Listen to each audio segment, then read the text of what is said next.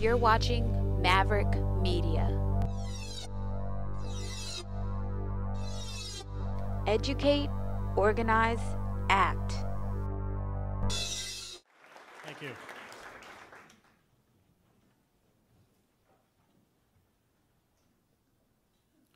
I have walked through the barren remains of Babylon in Iraq and the ancient Roman city of Antioch, the capital of Roman Syria, which now lies buried in silt deposits.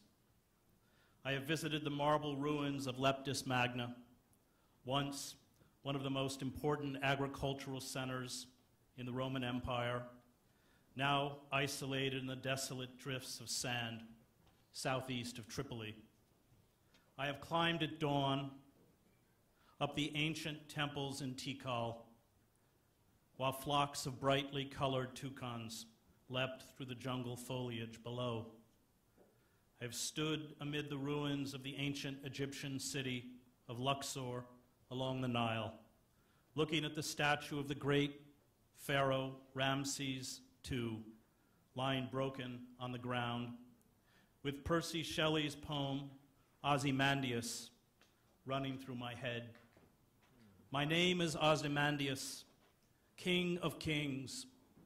Look on my works, ye mighty, and despair.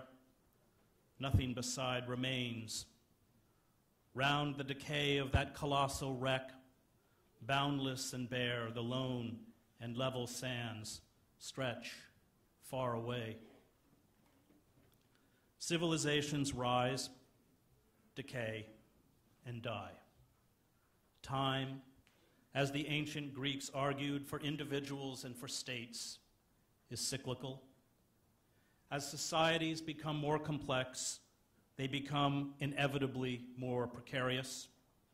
They become increasingly vulnerable, burdened by vast bureaucracies, a rapacious and disconnected elite, and a blind loyalty to ideological systems and ideas that no longer correspond to reality. And as they begin to break down, there is a strange retreat by a frightened and confused population from reality, an inability to confront the fragility and impending collapse. The elites, who speak in phrases and jargon that no longer correspond to reality, flee into isolated compounds, whether at the court at Versailles, the Forbidden City, or our own enclaves of wealth and privilege.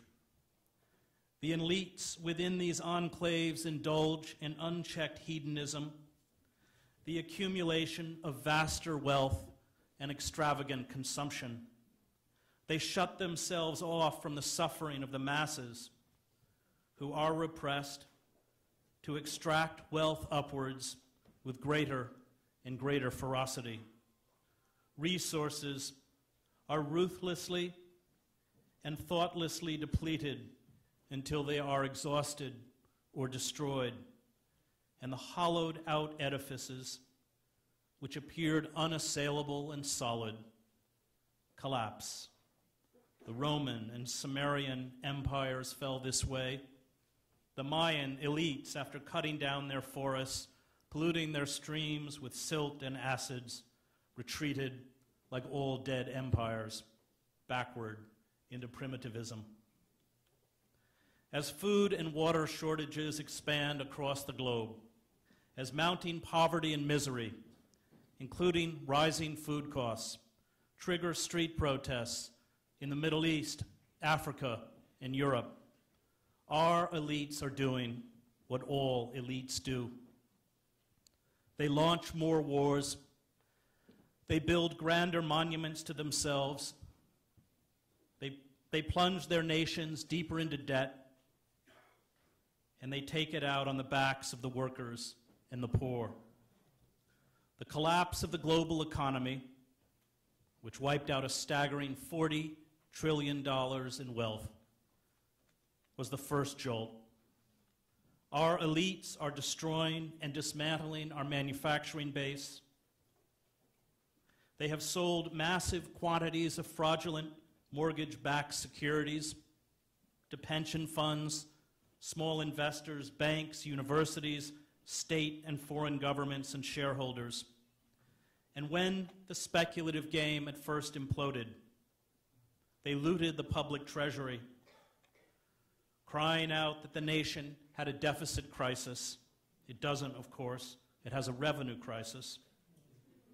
And began dismantling basic social services. They made war on the last vestiges of unions, slashed jobs, froze wages, threw some 6 million people out of their homes, and stood idly by as we created a permanent underclass of unemployed and underemployed, which now sees 1 in 6 American workers without jobs. The Mayan elite at the end, as the anthropologist Ronald Wright notes in A Short History of Progress, became, in his words, extremists or ultra-conservatives squeezing the last drops of profit from nature and humanity. And this is how all civilizations, including our own, ossify and die. The signs of imminent death may be, from those who can break free from our electronic hallucinations, undeniable. Common sense may cry out for a radical new response, but the race towards self-immolation only accelerates because of our intellectual and moral paralysis. As Sigmund Freud grasped in Beyond the Pleasure Principle and Civilization and its Discontents, human societies are as intoxicated and blinded by their own headlong rush towards death and destruction as they are by the search for erotic fulfillment.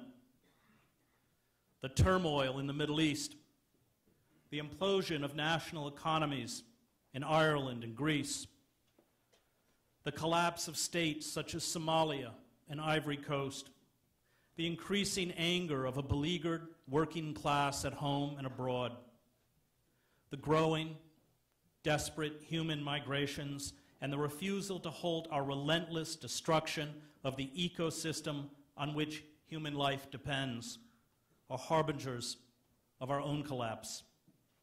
They are the consequences of the idiocy of our elite and the folly of globalization.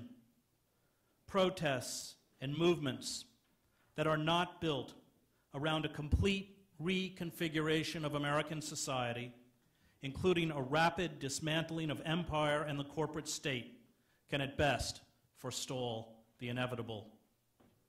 We will be saved only with the birth of a new and militant radicalism, one that defies all formal structures, including the Democratic Party, one that seeks to dethrone our corporate elite from power and not negotiate for better terms. Human societies seem cursed to repeat these cycles of exploitation and collapse. The greater the extent of the deterioration, the less these societies are able to comprehend what is happening around them. The earth is littered with the physical remains of human folly, ignorance, and hubris. There is a dark intoxication with extinction, although this moment appears to be the denouement of the whole sad show of settled, civilized life that began some 5,000 years ago. For there is nothing left on the planet to seize, and we are now spending down the last remnants of our natural capital, including our forests, fossil fuel, air, and water. This time, when we go down, it will be global. There will be no new lands to pillage, no new peoples to conquer and exploit. Technology, which has obliterated the constraints of time and space, has turned our global village into a global death trap, and the fate of Easter Island will be writ large across the broad expanse of planet Earth. The failure of the liberal class, whose role in society is designed to prevent unchecked assault by centralized power, is discovering what happens when you tolerate the intolerant. Let hate speech pollute the airways. Let corporations buy up your courts and state and federal legislative bodies. Let the Christian right or Christian religion be manipulated by charlatans to demonize Muslims, gays, intellectuals, discredit science, sanctify unfettered capitalism, and become a source of personal enrichment. Let unions wither under corporate assault. Let social services and public education be gutted and stripped of funding. Let Wall Street carry out fraud, deception, and plunder with impunity. And you roll out the welcome mat for fascism. The liberal class and much of the left has busied itself with the toothless pursuits of inclusiveness, multiculturalism, identity politics, and tolerance, a word Martin Luther King never used, and forgot about the primacy of justice. It naively sought to placate ideological and corporate forces bent on the destruction of the democratic state. The liberal class, like the misguided Democrats in the former Yugoslavia or the hapless aristocrats in the Weimar Republic, invited the wolf into the henhouse. The liberal class forgot that, as Karl Popper wrote in The Open Society and Its Enemies, if we extend unlimited tolerance even to those who are intolerant, if we are not prepared to defend a tolerant society against the onslaught of the intolerant, then the tolerant will be destroyed and tolerance with them.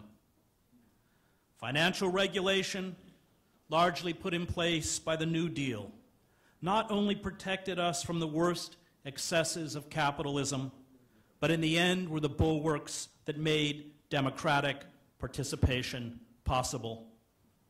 Workers in this country fought long and hard for their rights. They suffered brutal beatings, mass expulsions from company housing and jobs, endured crippling strikes, targeted assassinations of union leaders, and armed battles with hired gun thugs and state militias. The Rockefellers, the Mellons, the Carnegies, and the Morgans, the Koch brothers industries, the Goldman Sachs and the Walmarts of their day, never gave a damn about workers. All they cared about was profit. The 8-hour workday, the minimum wage, Social Security, pensions, job safety, paid vacations, retirement benefits, and health insurance were achieved because hundreds of thousands of workers physically fought a system of capitalist exploitation. They rallied around radicals such as Mother Jones, United Mine Workers President John L. Lewis, Big Bill Haywood and his Wobblies, and the socialist presidential candidate Eugene V. Debs. They had no illusion that the bosses were their friends, much less celebrities to be admired or emulated. It is they who made possible our middle class and opened up our democracy. And the elite fought back viciously. Federal marshals, state militias, sheriff's deputies, and at times army troops, along with the courts and legislative bodies, were used to crush and stymie worker revolts. Striking sugarcane workers in Louisiana in 1887 were gunned down, as were steel workers in Homestead in 1892. Railroad workers in the Pullman strike of 1894 were murdered. Coal miners in Ludlow in 1914 and at Matewan in 1920 were massacred. Our freedoms and rights were paid for with the blood of workers. American democracy arose because those consciously locked out of the system put their bodies on the line and demanded justice. The exclusion of the poor and the working class from the systems of power in this country, after all, was deliberate. The founding fathers feared popular democracy, and they rigged the system to protect the elite from the start, something that has been largely whitewashed in public schools and by a corporate media that has effectively substituted myth for history.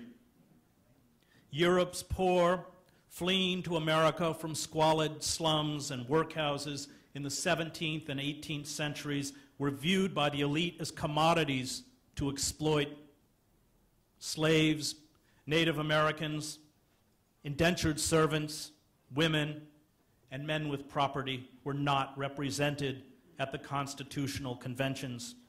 And American history, as Howard Zinn pointed out in The People's History of the United States, has been one long fight by the marginalized and the disenfranchised for dignity and freedom.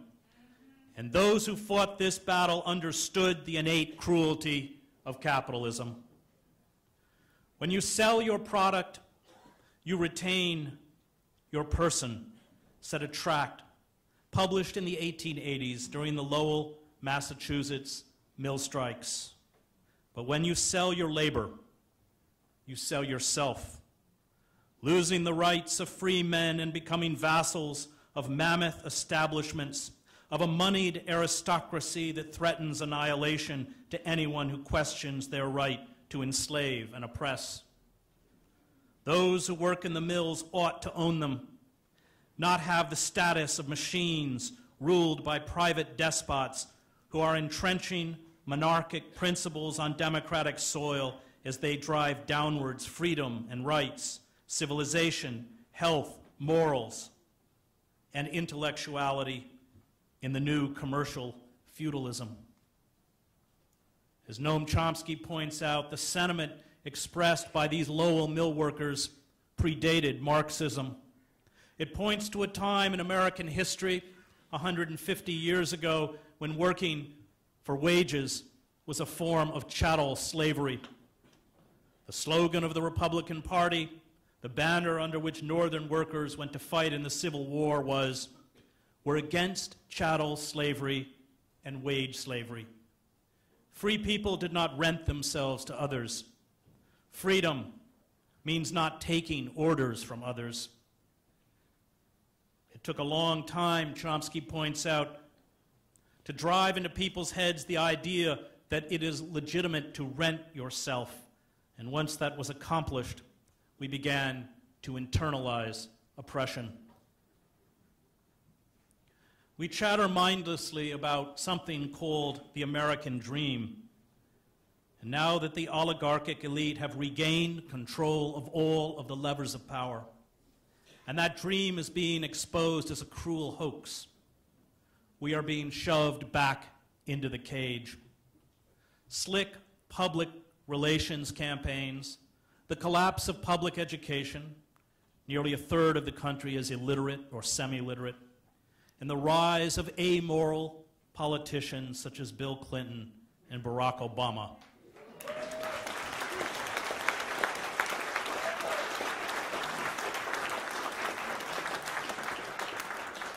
Who pose as liberals while selling their souls and betraying basic liberal and democratic principles for corporate money, have left us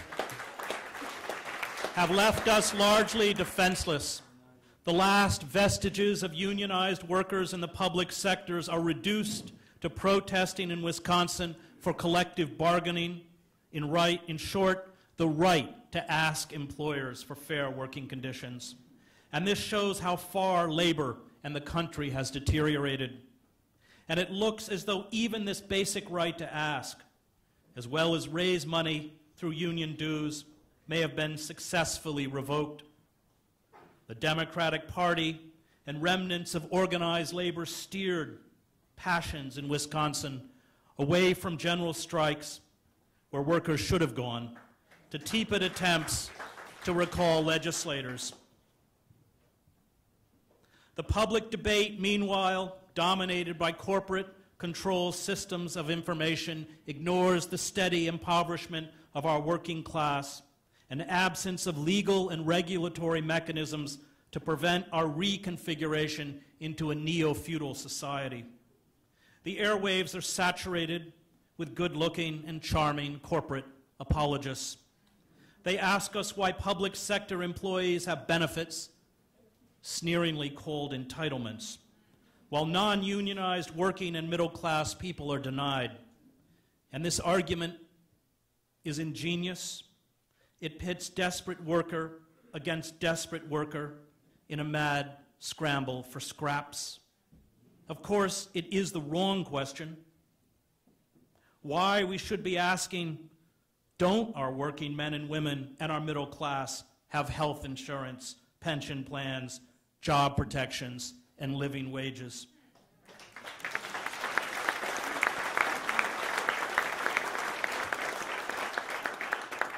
It is not until we again speak in the language of open class warfare, grasping as those who went before us did, that the elite will always promote itself to our expense, that we can begin to ward off a 21st century serfdom.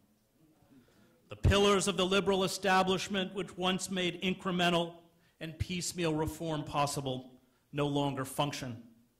The liberal church forgot that heretics exist. It forgot that the scum of society, look at the new Newt Gingrich, always wrap themselves in the flag and clutch the Christian cross to promote programs that mock the core teachings of Jesus Christ.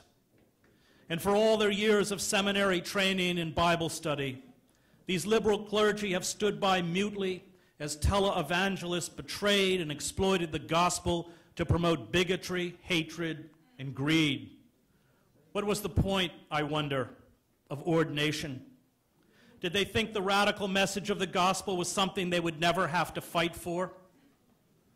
Schools and universities on their knees for corporate dollars, and their boards dominated by hedge fund and investment managers, have deformed education into the acquisition of narrow vocational skills that serve specialized corporate interests.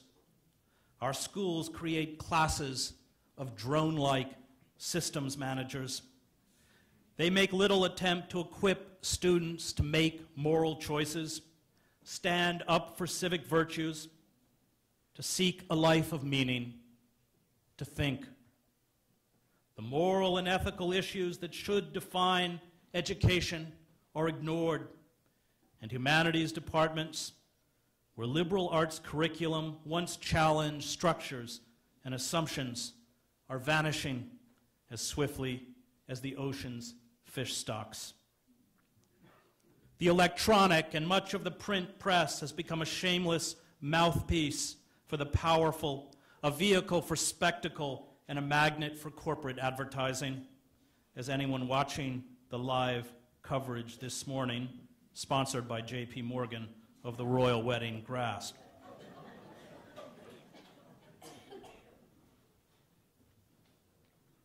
It does not give a platform to the poor or to working men and women, but diverts us with celebrity meltdowns, lavish lifestyle programs, reality television, and gossip. Artists who once had something to say have retreated into elite enclaves, preoccupied themselves with abstract, self-referential garbage and the frivolous. Advertising agencies and publicists flood the airwaves with lies on behalf of corporate sponsors, and the Democratic Party, most egregiously, sold out working men and women for corporate money.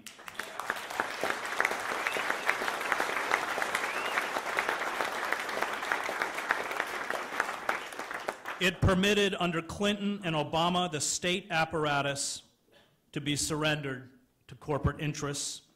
And there is no liberal institution left, the press, labor, culture, public education, the church, or the Democratic Party, that makes any effort to hold back the corporate juggernaut. And the longer we are tricked into investing our faith in the power system, the more easily we will be exploited. We have been taught to tolerate the intolerant. From propaganda outlets such as Fox News to Christian fascists to lunatics and bigots in the Republican Party to a criminal class on Wall Street. And we are paying the price. The only place left for us now is on the street. We must occupy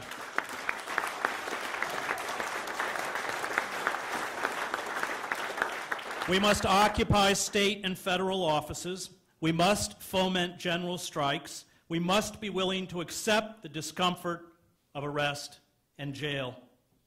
The elite, with no check left on their greed and criminality, are gorging on money, while they are slashing basic services, including budgets for schools, firefighters, and basic assistance programs for children and the elderly. So we will pay for the fraud they committed when they wiped out $14 trillion of housing, wealth, wages, and retirement savings of ordinary Americans. We live now in Orwell's Oceania, not Huxley's The World State. Osama bin Laden and Al-Qaeda play the role assumed by Emmanuel Goldstein in 1984. Goldstein in the novel is the public personification of terror. His evil machinations and clandestine acts of violence dominate the nightly news and national discourse.